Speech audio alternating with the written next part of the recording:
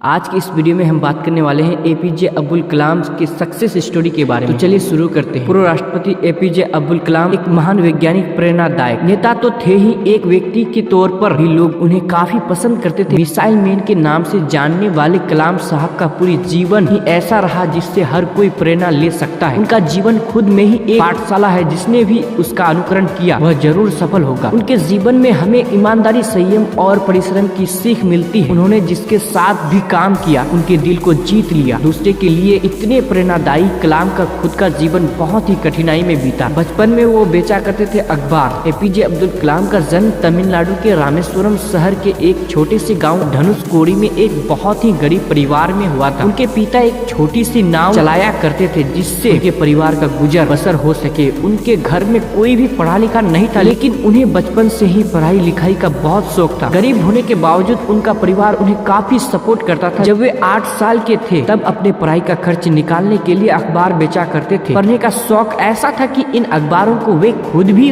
पढ़ा करते थे। वैज्ञानिक बनने के पीछे की घटना। कलाम के एरोस्पेस टेक्नोलॉजी में आने के पीछे उनके 5वीं क्लास के टीचर सुब्रमण्यम अय्यर है। एक बार कलाम से उनकी टीचर ने पूछा कि चिड़िया कैसे उड़ती है। क्लास का कोई छात्र इसका उत्तर नहीं दे पाया। टीचर अगले दिन सभी बच्चों को समुद्र के किनारे ले गए, जहाँ कई पक्षी उड़ रहे थे। कुछ समुद्र में उतर रहे थे तो कुछ बैठे थे। वहाँ कलाम की टीचर ने उन्हें पक्षी के उड़ने के पीछे के कारण को समझाया, साथ ही पक्षियों के शरीर की बनावट को भी विस्तार पूर्वक बताया। उड़ने में उनकी मदद करता है। टीचर के द्वारा समझाई गई ये बात कलाम के अंदर इस कदर समा गई कि उन्होंने तय कर लिया कि वो उड़ान की दिशा में अपना करियर बनाएंगे। मुझे हमेशा महसूस होने लगा कि मैं रामेश्वरम के समुद्र तट पर हूँ, और उस दिन की घटना ने मुझे जिंदगी का लक्ष्य निर्धारित करने की प्रेरणा दी। बाद में मैंने तय किया कि उड़ान की दिशा में ही अपना करियर बनाऊंगा। कैसे पहुँचे इसरो। कलाम जी की शुरुआती पढ़ाई रामेश्वरम एलिमेंट्री स्कूल में हुई थी। उसके बाद उन्होंने बीएससी की। फिर साल 1955 में